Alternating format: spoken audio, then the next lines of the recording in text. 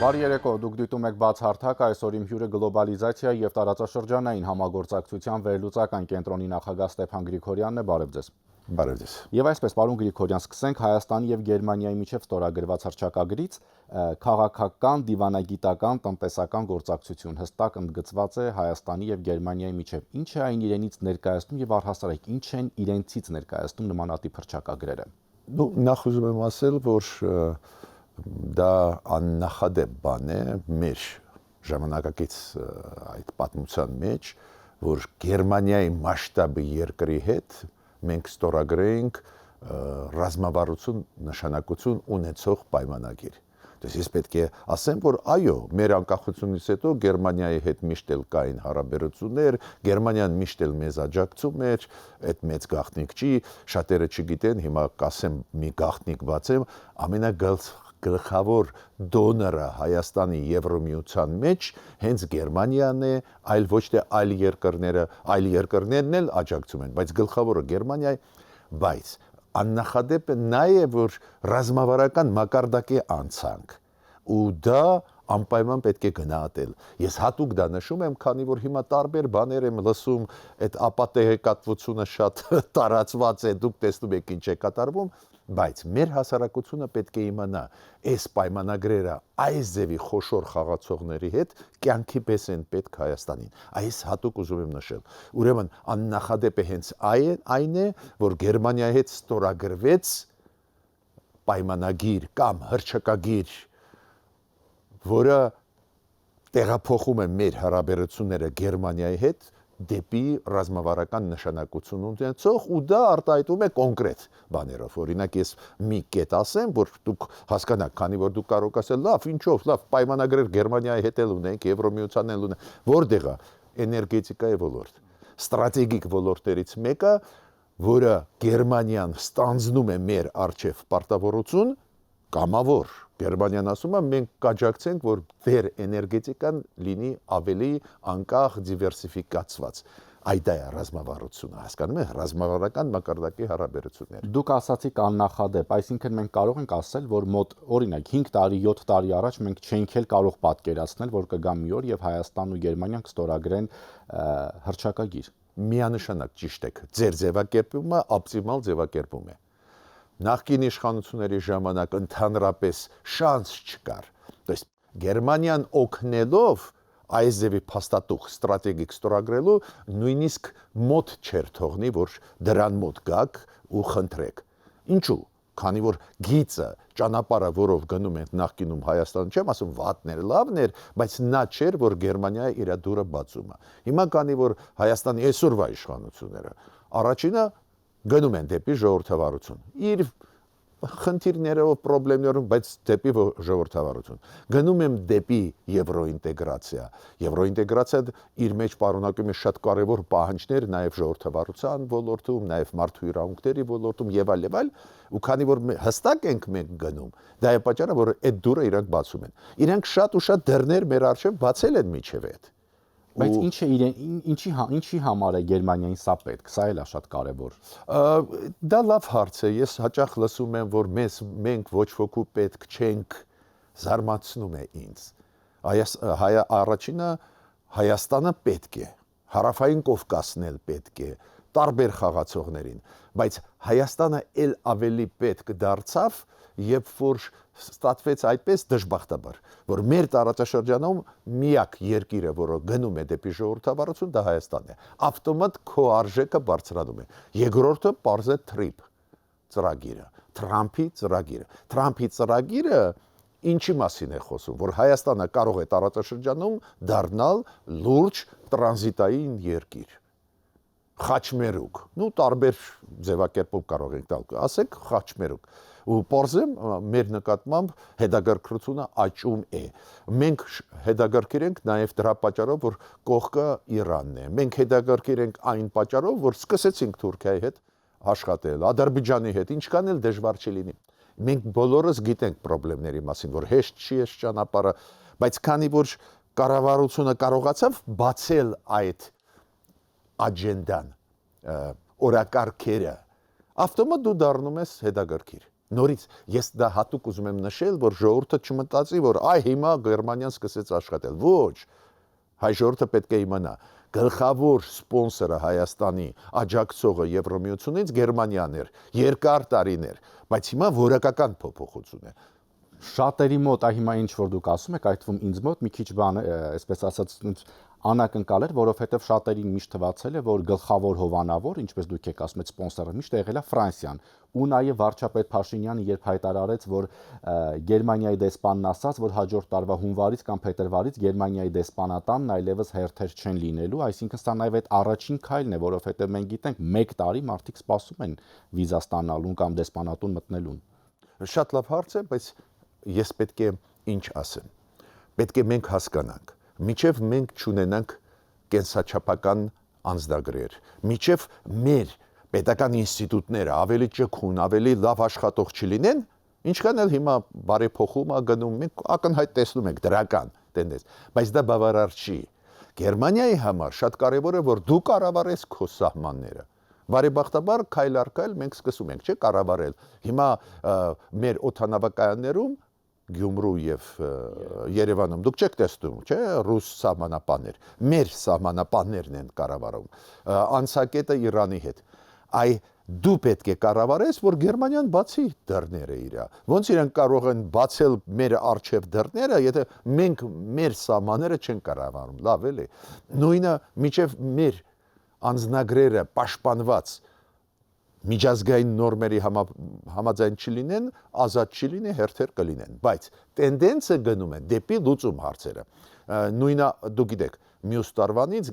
երկրորդ կեսից 26 թվականի երկրորդ կեսից մենք կսկսենք ստանալ այս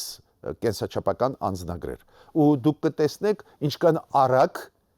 կփոխվի վերաբերմունքը մեր քաղաքացիների նկատմամբ, նաև Գերմանիայի դեսպանատան, քանի որ պաշտպանված անձնագրով եկած մարդուն հեշտ կտան վիզան։ Այդ եմ ուզում ասել։ Ուրեմն այդ process-ները զուգահեռ են։ Գերմանիան կօգնի մեզ, որ էներգետիկան զարգանա, բայց զուգահեռ կօգնի մեզ նաև Գերմանիան, ոչ միայն Գերմանիան, նաև Գերմանիան, որ մեր հնարավորությունները պաշտպանել մեր քաղաքացիներին, մեր հնարավորությունները օրինական աշխատել, միգրացիոն process-ները վերահսկել եւ այլն կբերեն նրան, որ նաև հեշտ կլինի վիզաներ ստանալ, չխախտել օրենքները միջազգային նաև Գերմանիայի եւ ակտիվ տեղ ու շարժ լինի։ Այսինքն դուք կարծում եք, որ 2026 թվականի երկրորդ կեսից գոնե մեզ մոտ այդ վիզաների խնդիրը հետզհետե կսկսի լուծվել։ Ավելի արագ, ավելի էֆեկտիվ։ Նորից կրկնում։ Գլխավոր խնդրեմը ինչու՞մ է։ Ասենք մարդը մտավ Եվրոպա ու մնաց։ Անօրինական, այ քիչ են, մեծ թիվ չի, բայց ասենք անօրինական։ Եթե իր մոտ կենսաչափական անձնագիր է, իրան իդենտիֆիկացնել շատ հեշտ է ու հետ կուղարկեն։ Ռեադմիսիայով հետ կուղարկեն։ Հիմա այդպես չի, այդ մեր անձնագրերը, չեմ ասում վատն են, բայց չեն համապատասխանում եվրոպական չափորոշիչներին, չափանիշներին։ Եվրոպան ինչ է ասում։ Դու հարգի իմ օրենքները, ես կհարգեմ Հայաստան քո օրենքները ու արի այդպես աշխատենք։ Այդ ուղղությամբ այս կառավարությունը գնում է։ Մենք շատ բաներ կարող ենք բարձրացնել հարցեր եվրոպացիների առջև, մեր կառավարության առջև, բայց ստեղ ուղղությունը գնում է լավ։ Դա է պատճառը, որ այդ ձեր շատ կարևոր հարցերին, որոնք հուզում են մարդկանց, մարդիկ ուզում են մտնել Եվրոպա, համագործակցել, վերադառնալ, խոմ չեն, բոլորը չեն ուզում փախչել օրենք, շատ քիչ տոկոս է կազմում, բայց Գերմանիայի համար շատ կարևոր է, որ քիչ տոկոսն էլ չի լինի, կամ մեր կառավարությունը անի այդպես, որ այդ քիչ տոկոսը էլի պակասի։ Հիմա այս կառավարությունը անում է Հայաստանի։ Դա է պատճառը, որ Գերմանիան նաև դրա պատճառով էլ օգնում է այլ ոլորտներում մեզ։ Պարոն Գրիգորյան, նաև անդրադարձ է եղել վարչապետի գերմանական այցի շրջանակում Թրամփի ուղի նախագծին, փաստացի իրականացման ու շինարարությանը մենք կանցնենք արդեն հաջորդ տարի, այս նախագիծը լիովին համապատասխանում է մեր կառավարության խաղաղության խաչմերուկ նախաձեռնությանը։ Ես հիշում եմ, երբ մի քանի ամիս առաջ մենք խոսում ենք, 1-2 ամիս առաջ մենք շեշտում ենք, որ Հայաստանը պետք է ավելի նախաձեռնողականություն ցուցաբերի, ավելի ակտիվ լինի այս գործում, ոչ թե մենք սպասենք, թե անընդհատ Ամերիկայից ինչ կասեն, ինչ կանեն։ Այս հայտարարությանը կուզեմ անդրադառնալ, այսինքն կարող ենք ակնկալել շոշափելի արդյունքներ։ Նայեք, վարչապետը զգուշավոր ասեց, բայց ես ուզում եմ ասել, որ ինքը ասեց մյուս տարվա հունվարից կսկսվի դա սկզբից։ Ես պետք է ասեմ, որ դեկտեմբերից է սկսվի։ Ուղղակի վարչապետը պարզ է, զգուշավոր է, թող արդյունք լինի։ Ուրեմն այս դեկտեմբերին միջև տարվա վերջը երկու միջպետական, միջկառավարական հանձնաժողովներ Ամերիկա, Հայաստան կսկսեն աշխատանք։ Մեկը պլանավորում է այդ ամբողջ տրիպ ծրագրերը, պլանավորում է, այդ կոչվում է, գիտեք, քարտեզ, ճանապարհային քարտեզ պատրաստում է, մյուսը կսկսի իրականացում։ Ու այդ հանձնաժողովների նիստերը, առաջին նիստերը, անդրանիկ նիստերը կլինեն այս տարի, ուրեմն այդ իմաստով նույնիսկ ավելի շուտ է սկսվում, ուղղակի վարչապետը զգուշավոր ասեց մյուս տարվանից սկզբից։ Մեր գլխավոր պահանջը, օրինակ ես միշտ կառավարության ասում եմ, այս ծրագրերը, որ դուք ստորագրում եք, ստորագրեցիք տարբեր երկրներում, ոչ միայն եվրոպական, ստորագրեցիք Միացյալ Նահանգների, Չինաստանի հետ լուրջ ռազմավարական նշանակություն ունեցող փաստաթղթեր, ամեն մեկի հետ իր ուղղությունը զարգացնելու համար, նաև Միացյալ Նահանգների այդ 3 հռչակագրերը, որ ընդունեցինք, հուշագրերը։ Հիշում եք, այնտեղ բարձր տեխնոլոգիայի մաս կա, արհեստական բանականության մաս կա,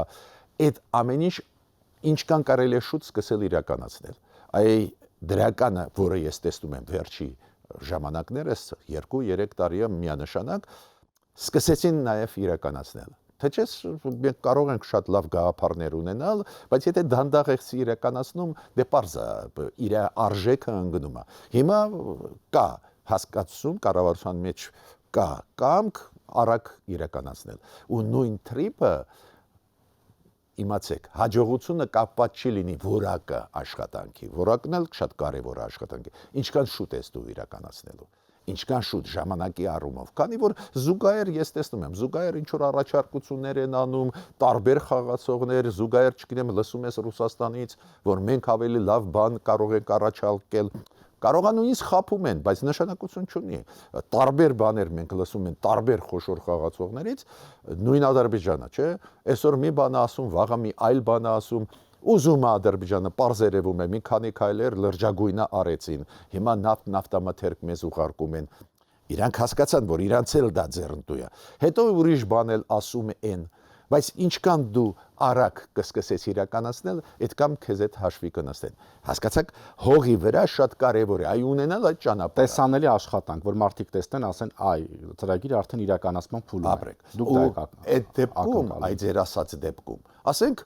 վերականգնում ենք 2 տարում կամ 3 տարում մեղրի այդ երկաթգիծը, որը հիմա կոչվում է Թրամփ ճանապարհ։ Այ երբ որ այդ երկաթգիծը կլինի, քո ուժը 1000 անգամ կբարձրանա։ Շատերը մտավախություն ունեն, այս երկաթգիծը Ադրբեջանը կօգտագործի, մեծ ճանապարհներ չի տա, ոչ։ Երբ որ քո երկաթգիծը ավելի շուտ լինի, դու կմտնես խաղի մեջ, կասես Ադրբեջան, ես քեզ խոստում տվեցին, բացում եմ, բայց դու էլ ինձ բաց։ Նույն պայն կբացի, ոչ թե ուզենալով կբացի, նոր ռեալություններ կլինեն։ Այ դա է պատճառը, որ ես ասում եմ, ինչքան կարելի է շուտ, բայց կառավարության մոտ միանշանակ այդ կամքը կա, ես տեսնում եմ։ Պարոն Գրիգորյան, քանի որ խոսեցինք Ադրբեջանից, Բաքուն դժգոհ է, որ Հայաստան Եվրամիություն ռազմավարական օրակարգի փաստաթղթում ներառված է Ադրբեջանի ռազմական գործողություններից հետո փախստական դարձած Ղարաբաղի հայեր ձևակերպումից։ Ադրբեջանը, տեսեք, մի կողմից ասում է, որ արևմտյան Ադրբեջան, մյուս կողմից դժգոհում է, որ գրված է Ղարաբաղի հայեր, այս հարցին էլ վարչապետն այնտեղ անդրադարձավ, որ առաջարկում եմ Ադրբեջանին ընդունենք համատեղ ճանապարհային քարտեզ, զուգահեռաբար փակելով արևմտյան Ադրբեջան եւ Ղարաբաղի հայերի վերադարձ թեմաները։ Այս հարցին կուզեի անդրադառնանք, որովհետեւ սա շատ բուրըն կերպով քննարկվեց մանավանդ ընդդիմության կողմից, արդեն մի քանի հայտարարություններ են հնչել, երբ վարչապետն ասաց, որ վերադարձի թեման շատ վտանգավոր թեմա է։ Հիմա նայեք, սկսենք այդ ձեր հարցը պարունակում է նվազագույնը 3 կարևորագույն հարցեր։ Առաջինը՝ Եվրամիություն Հայաստան այս փաստաթուղթ, ռազմավարական նշանակություն ունեցող փաստաթուղթ 82 էջանոց է։ Ես կարդացել եմ ուշադիր, միջև այդ դուք գիտեք մեր արտգործնախարարությունը հասարակության հետ, փորձագետների հետ ակտիվ աշխատում է, մեզ հրավիրել են, մենք քննարկել ենք ու մենք տեղյակ ենք ինչ է այնտեղ։ Հիմա վերջնական տարբերակը եթե կարդաք, իրոք այնտեղ կան հարցեր կապված, օրինակ, ձևակերպում փախստական կամ տեղահանված հայեր։ Պարզ է, Արցախահայության մասին է խոսքը։ Ադրբեջանը ինչի վրա են նեղանում։ Ինքը ասում է ոնց, իրանք կամավոր դուրս եկան։ Ով կհավատա, որ կամավոր դուրս եկան, կամ ինչի գրում փախստական, իրանք փախստական չեն։ Այդ կետերին ինչի է կպնում Ադրբեջանը։ Պատահական չի, քանի որ այդ կետերը ցույց են տալիս ոչ թե մեր կարծիքը, առաջերտին Եվրոմիության կարծիքը, ու իրանք չեն ուզում, որ մի քիչ նեղության մեջ լինեն, բայց մեր պետության աշխատանքը դրական նրանում է, որ դա կա ոչ կոնֆլիկտային ձևով։ Դա շատ կարևոր է, երբ որ դու ասում ես, որ այս խնդիրը կա, մենք ուզում ենք Եվրոմիության հետ փախստականների հարցը լուծել, ոչ թե մունաթով գալ Ադրբեջանին, մինչդեռ Ադրբեջանը պարզ է, պարտավորություններ ունի, մենք հասկանում ենք, բայց մոռանանք դա։ Բայց կարողացան մերոնք մտցնել այդ կետերը։ Նաև գումարել ստեղ շատ կարևոր կետ կա կապված դիտորդական առաքելության Եվրոմիության։ Ստեղ էլ Ադրբեջանը ասես, այդ ոնց է դիտորդական առաքելությունը նշում եք, բայց մեր խաղաղության պայմանագրում, որը նախաստորագրվել է, այնտեղ կա, որ Հայաստանը իրենց դուրս կբերի։ Շատ կարևոր է, որ մերոնք դա մտցրեցին։ Այդ մտցնելը այդ կետերի ինչի մասին է խոսում, որ եթե Ադրբեջանը հիմա բարձրացրեց, մերոնք ասում են շատ լավ, բայց ինչի՞ չէ ստորագրում վերջնականորեն։ Երբ որ ստորագրես վերջնականորեն, քո պահանջները, քո ասածը մենք հաշվի կառնենք։ Ուրեմն շատ նուրբ մերոնք արեցին ու եվրոպացիք բարձր ստեղ մեզ աջակցեցին։ Այն մարդկանց եմ ես ուղում, ովքեր անընդհատ Եվրոպայի դեմ խոսում են։ Փնովում են անընդհատ։ Այս ո՞նց է Ռուսաստանը չի խոսում փախստական Ղարաբաղի հայերի։ Այս ո՞նց է Ռուսաստանը չի խոսում նրա մասին, որ պետք է Հայաստանի սահմանները պաշտպանվեն, Եվրոպան պայմանագրի մեջ դա մտցրեց։ Ու մյուսը ինչի խանդոտ ընդունում է Ադրբեջանը։ Ադրբեջանը այս ձևի հավակնոտ պայմանագիր շանս չունի ստորագրել Եվրոպական հետ։ Որովհետև ժողովրդավարությունից է։ Առաջի հերթին ճիշտ եք, ժողովրդավարության խնդիրը։ Ու Եվրոմիությունը նույնիսկ եթե լուրջ փաստաթուղթ ստորագրի հիմա նոր փաստաթուղթ, դա իր մեջ պարունակի կոմունիկացիոն հարցերը, պարունակի այդ էներգետիկայի ոլորտի համագործակցությունը, բայց ոչ մի դեպքում չի ներգրավի իր մեջ օրինակ բարեփոխում մեր ուժային կառույցների, անվտանգային հարցեր, ու իրանք խանդոտ ընդունեցին։ Բայց ես ուզում եմ ասել, նաև ավարտում եմ Նիկոլ Փաշինյանի արձագանքի, իր արձագանքը իմ կարծիքով շատ adekvat էր։ Պարզ է այդ հարցերը իրան կտային ու տվեցին Գերմանիայում, հիշում եք, այդ դգապ այդ շատ հայտնի վերլուծական կենտրոնում, որը Գերմանիայի արտգործնախարարության կից է, այդ հարցերը տվեցին, ինքը ճիշտ ասեց։ Ինքը ասեց, տեսեք, մենք չենք սրում հարցը Արցախահայության հետ։ Չենք բացացնում այդ հարցը, քանի որ մենք հասկանում ենք դա մեզ կբերի հին պարադիգմային։ Բայց ընդդիմությունը սկսեց քննադատել, ասելով, որ փակում եք Ղարաբաղի էջը, փակում եք վերադարձի էջը։ Գիտեք, ընդդիմության թույլ կողմը գիտեք ոնց է։ Փաստաթղթեր չեն կարդում։ Եթե կարդային այդ 82 էջանոց փաստաթուղթը կտեսնեն ոչ մի բան չի փակվել։ Ուղիղ հակառակը հենց դրա համար էլ Ադրբեջանը դժգոհ է։ Ոչ մի բան չի փակվել, բայց կառավարությունը ճիշտ է ասում։ Մենք այդ հարցերը շոշափեցինք, բայց ոչ թե կոնֆլիկտային իմաստով։ Ոչ թե կոնֆլիկտի համար, որ մենք ասում ենք, չէ, պետք է, չգիտեմ, էս արվի, այն արվի։ Իմ կարծիքով կառավարությունը կարողացավ եւ բոլոր նյուանսային հարցերը մտցնել, նաեւ այդ թվում մարդկանց, ովքեր բանտերում են գտնվում, ես հիմա չեմ հիշում ոնց ձևակերպված էր, գերիներ չէր ձևակերպված, բայց շատ ճիշտ էր ձևակերպված։ Դրա համար էլ նեղացած Ադրբեջանը, ինքը ասում է, այդ մարդիկ հանցագործ են, չի գրում, որ խաղաղության process-ում բոլորը պետք է ազատ արձակվեն։ Դա բանտարկված մարդիկ։ Տեսեք, բոլոր հարցերը կան այդ պայմանագրում Հայաստան Եվրոմիություն։ Ուրեմն իզուր ընդդիմությունը ամենի բանին կպնում է, դա է պատճառը, որ ժողովուրդը իրան չի հավատում։ Հասկացաք, երբ որ կառավարությունը ճիշտ քայլ է անում, խելոք ընդդիմությունը պետք է գա ու ասի, չէ, այս ճիշտ արեց կառավարությունը, այնտեղ մենք համաձայն չենք, դրա կամքն էլ չունեն ընդունել։ Դες կառավարությունը բոլոր կարևոր հարցերը մեր հասարակության համար նշեց այդ պայմանագրում ու Եվրոմիությունը նշեց այդ պայմանագրում մի կողմից, մյուս կողմից այդ նշած կետերը կոնֆլիկտային չեն, որ Ադրբեջանը շատ, ասենք, դժգոհ լինի։ Հա, Ադրբեջանը չէր կարող լռել,